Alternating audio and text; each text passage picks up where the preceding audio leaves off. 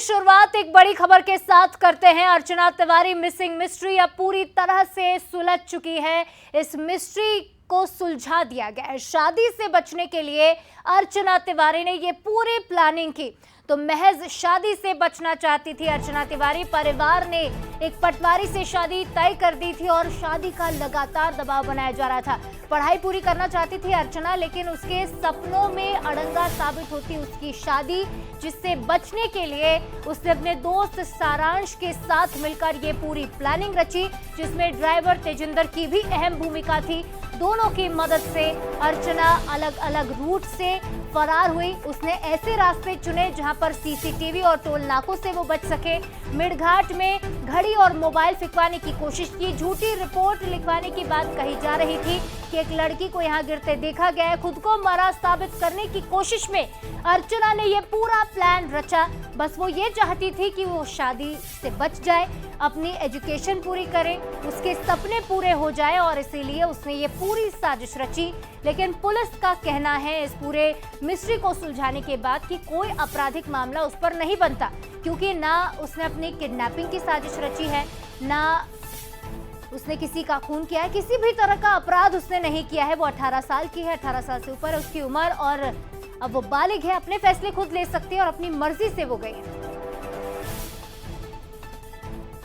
वाले बड़ा खुलासा सर, क्या ये पूरा मामला था सर, क्या कहेंगे? मामला जो है वो अर्चना तिवारी नामक लड़की जो है वो लगातार परिवार की तरफ से शादी का प्रेशर, शादी नहीं करना, सिविल जज की तैयारी करना है, और साथ साथ में जो है वो इतना प्रेशर आने के बाद में उसके द्वारा जो अपने आप को गुमशुदा करवा कर एक नई जिंदगी स्टार्ट करने का फैसला लिया गया, इसीलिए वो वहां से भाग गई। सारांश का एक अहम रोल रहा है इस पूरी कहानी में। बिल्कुल, सारांश जो है वो उसका अहम रोल रहा है। उसके द्वारा जो है वो उसको मदद की गई। नेपाल में जो है उसके करेक्शन थे, वहाँ पर उसको लेके जाया गया। पूरा वहाँ से जो प्लान एग्जीक्यूशन हुआ है उन लोगों का, इटारसी से लेके जाकर और पूरा एंड तक काठमांडू तक, उसमें सारांश जो है वो उसने उसकी पूरी मदद करी है। तेजिंदर से कैसे मुलाकात हुई थी अर्चना की? सारांश ने तेजिंदर से मिलाया था। सारांश और तेजिंदर जो है वो एक जगह पे रहते थे 2 साल से, एक दूसरे को जानते थे। इसको जहाँ पे भी आना जाना रहता था तो उसके लिए गाड़ी चाहिए होती थी। तेजिंदर जो है वो उसकी एक गाड़ी की कंपनी के अंदर काम करता था, गाड़ी चलाता था, तो इसने उसको इंट्रोड्यूस करवाया ताकि उसको जाने जाने में सहूलियत रहे। इस तरीके से उनकी जो है वो दोस्ती हो गई थी। इतनी बड़ी मशक्कत करना पड़ी इस खुलासे को? बिल्कुल, पिछले 13 दिन से हम लोग जो है वो लगातार उसको ढूंढ रहे हैं। हमारी 50 से 60 लोगों की टीम जो है वो उसके अंदर लगी हुई है। जंगल छाना है, हर एक चीज के ऊपर हम लोगों ने काम किया है। और जब हम लोग तेजिंदर के ऊपर जो है वो दूसरे तीसरे दिन ही पहुंच गए थे, उसके बाद क्योंकि उसको दूसरे मामले में पुलिस उड़ा के लेके गई तो वहां से भी हम लोग डाइवर्ट हुए। मगर अच्छी बात यह है कि हमारी पूरी टीम ने अच्छी मेहनत करी है और फाइनली 13 दिन में जो है हम लोग उसको ढूंढ गए। तिवारी को अब कब सौंपा जाएगा? अर्चना तिवारी को अभी जो है वो अगले 1-2 घंटे में पूरी बयान कंप्लीट कर उसके परिजनों को सौंपा जाएगा। कि आज शाम तक जो है अर्चना तिवारी को उसके परिवार को सौंपा जाएगा। इस मामले में जिस तरह से बात की जाए तो 3 किरदार जो है मास्टरमाइंड निकल के सामने है। अब जो है देख सकते हैं कि बड़ी कैमरामैन डिम्पल के साथ सनी मालविया, बंसल न्यूज़ भोपाल।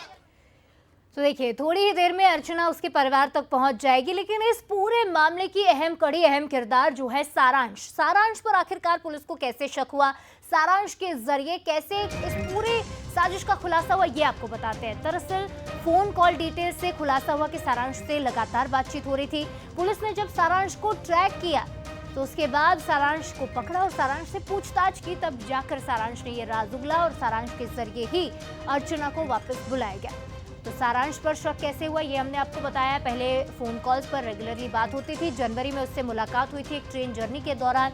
दोनों ही अपनी अपनी समस्याओं को लेकर परेशान चल रहे थे, लेकिन लीगल मुद्दों पर जब दोनों की बातचीत हुई तो दोनों की दोस्ती हुई, और ये दोस्ती काफी गहरी थी।